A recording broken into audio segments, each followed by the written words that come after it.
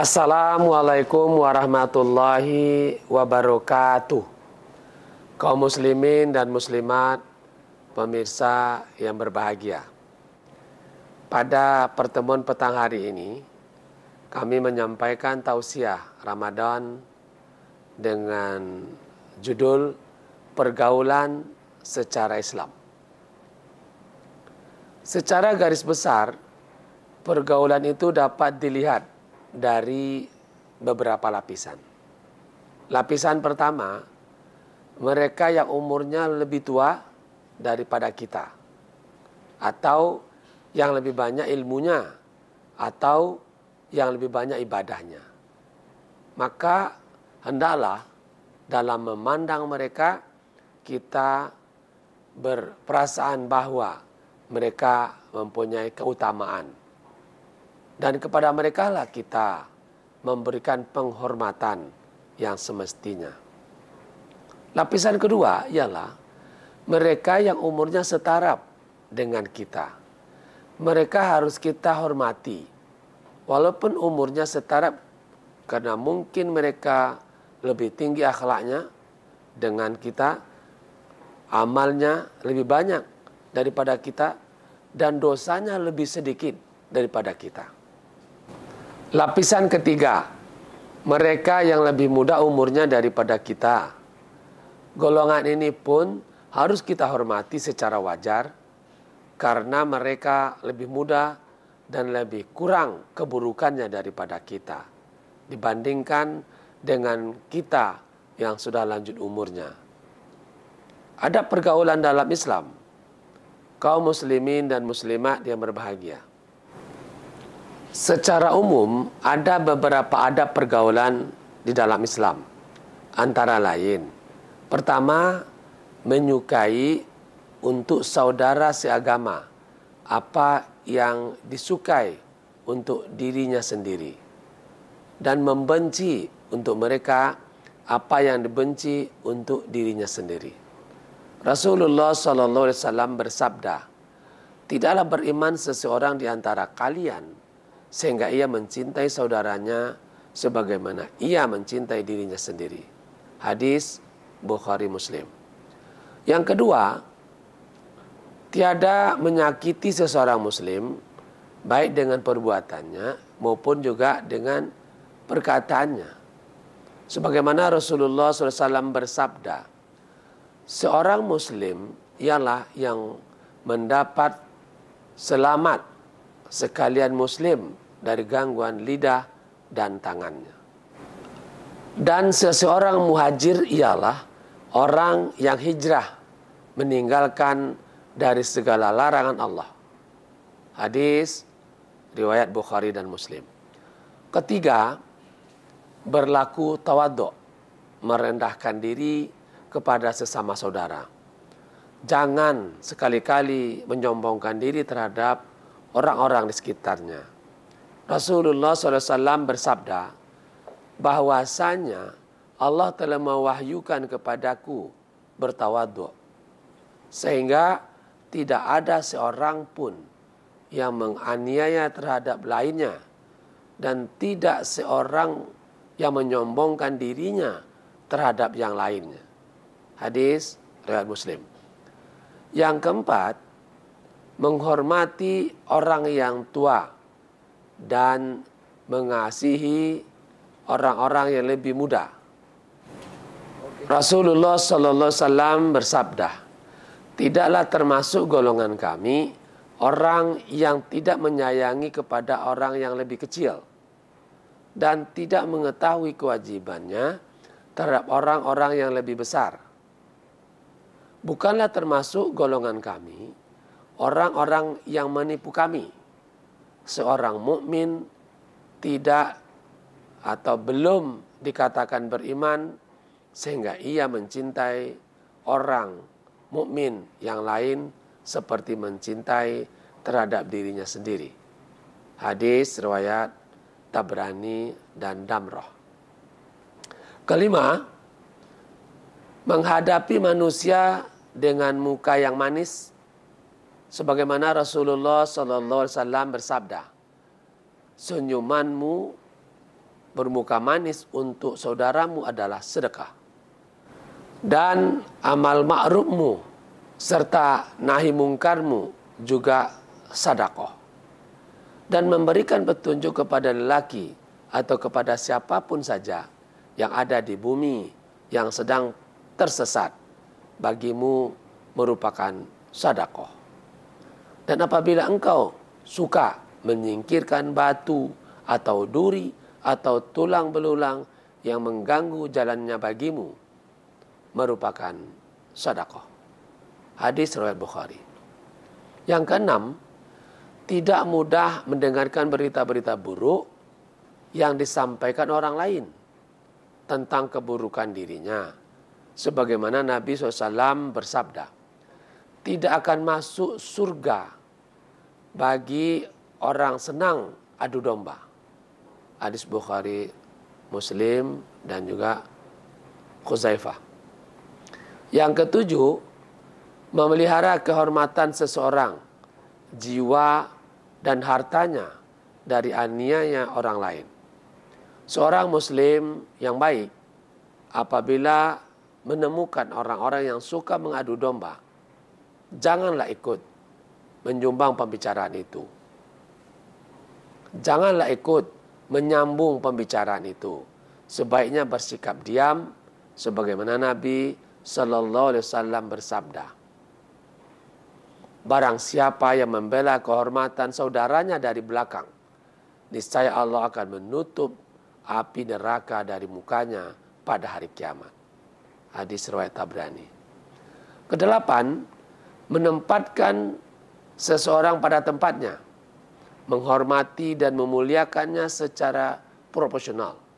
Sebagaimana sabda Nabi SAW, kaum muslimin dan muslimat yang berbahagia. Hal-hal yang dapat kita lakukan dalam rangka bergaul dengan teman sebaya diantaranya sebagai berikut.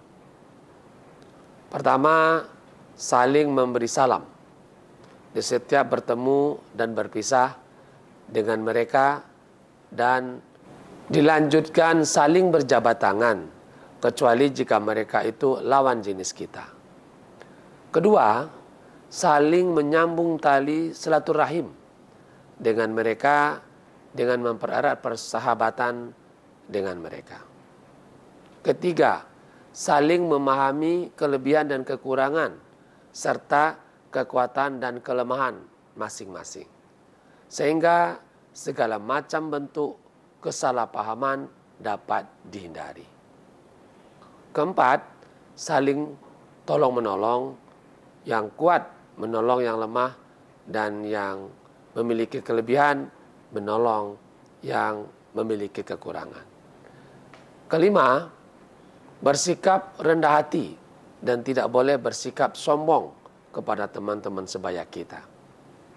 Keenam, saling mengasihi dengan mereka sehingga terhindar dari permusuhan yang dapat menghancurkan hubungan persahabatan di antara teman yang seumur. Ketujuh, memberikan perhatian terhadap keadaan mereka, apalagi jika mereka benar-benar dalam kondisi yang memprihatinkan. Kedelapan, selalu membantu keperluan mereka apabila jika mereka meminta kita untuk membantu. Kesembilan, ikut menjaga mereka dari gangguan orang lain. Kesepuluh, saling memberi nasihat dengan kebaikan dan kesabaran. Kesebelas, mendamaikan mereka bila berselisih. Kedua belas, saling mendoakan dengan kebaikan. Selanjutnya, pergaulan dengan lawan jenis. Adapun hal-hal yang harus diperhatikan dalam rangka pergaulan dengan orang-orang yang menjadi lawan jenis kita adalah: pertama, tidak melakukan khalwat, yaitu berdua-duaan di antara seorang lelaki dan seorang perempuan yang tidak mempunyai hubungan suami istri dan tidak pula mahram tanpa ada orang ketiga.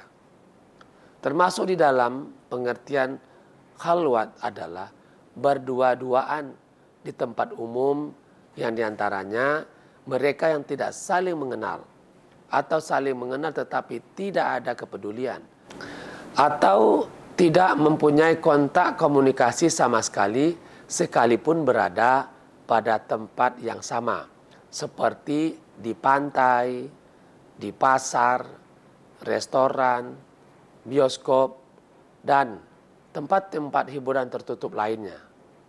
Nabi SAW melarang kita untuk melakukan khalwat dengan sabdanya. Jauhilah berkhalwat dengan perempuan. Demi Allah, yang diriku berada di dalam genggamannya, tidaklah berkhalwat seseorang lelaki dengan seorang perempuan kecuali setan akan masuk di antara mereka berdua. Hadis riwayat Al-Tabrani. Yang kedua, tidak melakukan jabat tangan kecuali terhadap suami atau istrinya atau terhadap mahramnya. Berjabat tangan kepada lawan jenis yang bukan suami istri atau mahram akan membuka pintu syahwat yang dapat menjerumus kepada hal-hal yang lebih berbahaya, yakni perzinahan.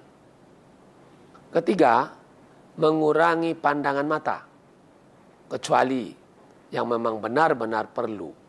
Pandangan yang melebihi batas juga dapat menjurus kepada perzinahan. Keempat, tidak boleh menampakkan aurat di hadapan lawan jenisnya dan juga tidak boleh saling melihat aurat satu sama lain. Aurat harus ditutup untuk menjaga dirinya dan menjaga pandangan orang lain. Aurat yang terbuka akan memancing syahwat orang lain yang pada akhirnya juga dapat menjurus ke arah perzinahan. Bahkan dengan sesama jenis saja, melihat aurat juga dilarang. Terkait dengan hal ini, Nabi SAW bersabda, tidak boleh seseorang lelaki melihat aurat atau kemaluan seorang lelaki lainnya.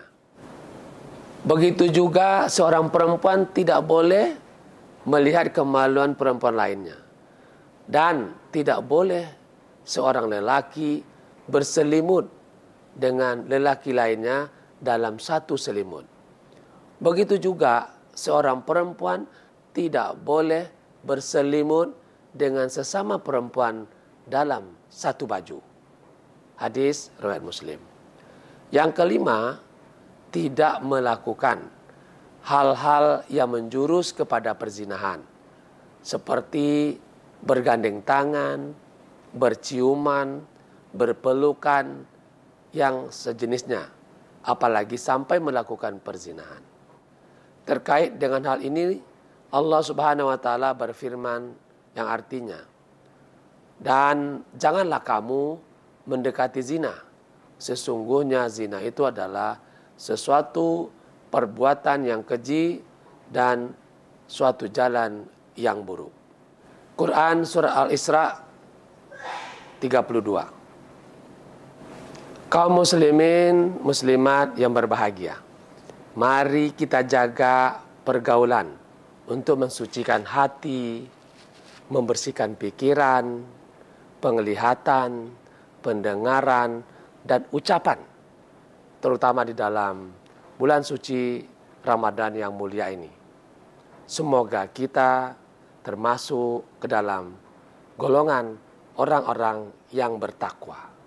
Amin ya rabbal alamin. Terima kasih. Billahi taufik wal hidayah. Wassalamualaikum warahmatullahi wabarakatuh.